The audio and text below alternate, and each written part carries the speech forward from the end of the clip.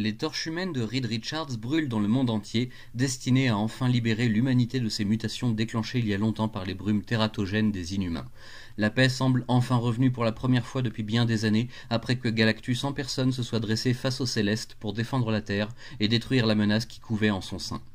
Mais aujourd'hui, un nouveau mal ronge la planète, et Galactus n'est plus là pour nous en délivrer.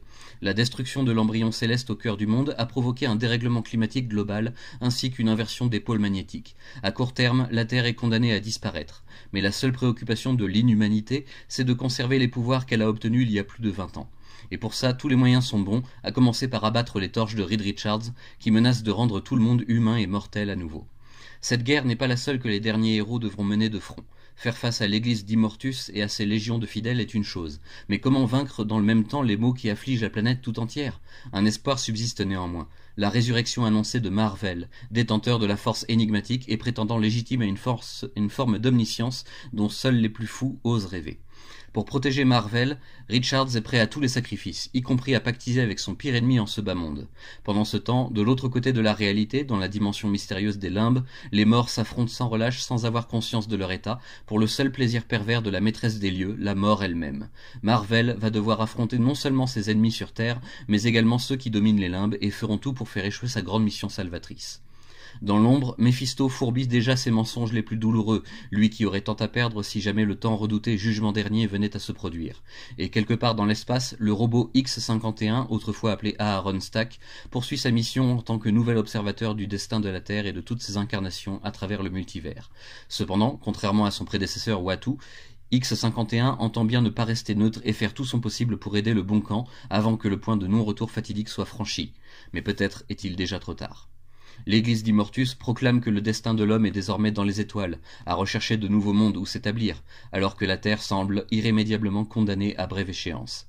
Et les événements qui se succèdent à un rythme effréné auraient tendance à lui donner raison.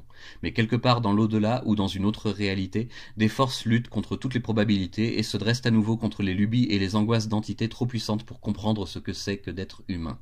Si une machine pouvait nous l'apprendre et nous rendre la foi en notre espèce, alors tout ne serait peut-être pas perdu. Seconde partie de la trilogie Terre X et seconde grosse moitié de ce premier omnibus réédité par Panini, Univers X place la barre encore plusieurs crans plus haut que ce que nous avions déjà pu observer dans le premier volet.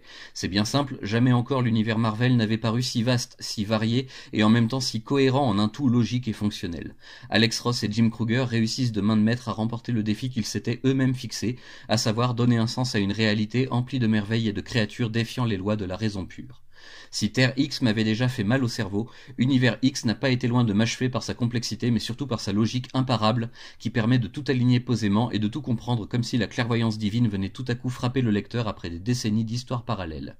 Je n'ose même pas imaginer la somme de travail hallucinante et le nombre d'heures fiévreuses passées sur l'écriture de ce scénario et la conception des couvertures sublimes qui forment une fresque encore plus magnifique dans son ensemble. Il aura fallu une étude très poussée de l'univers Marvel comme jamais aucune encyclopédie ne pourra se targuer d'effectuer pour créer ce récit d'anthologie sans aucune mesure. Pour bien se rendre compte de la portée de cette œuvre, il faut savoir qu'on en retrouve encore des traces ces dernières années dans les events Marvel, comme Original Sin ou Inhumans vs X-Men par exemple. Je sais que ça date déjà un peu, mais c'est juste une image. Croyez-moi, on peut en trouver chez chaque auteur contemporain une influence liée à la trilogie Terre X, qui confirme bel et bien son statut de bible culte et incontournable pour tout connaisseur ou explorateur de la Maison des Idées et de son histoire passée, présente et future.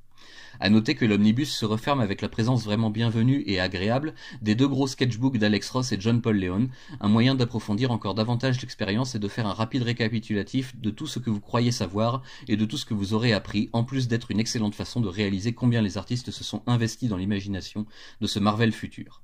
Enfin, je terminerai en vous rappelant que nous n'en sommes encore qu'aux 2/3 de l'œuvre complète, et qu'il reste le second et dernier omnibus de cette réédition à découvrir et à explorer. Moins épais que celui-ci, certes, mais certainement pas moins intéressant pour autant, je l'espère.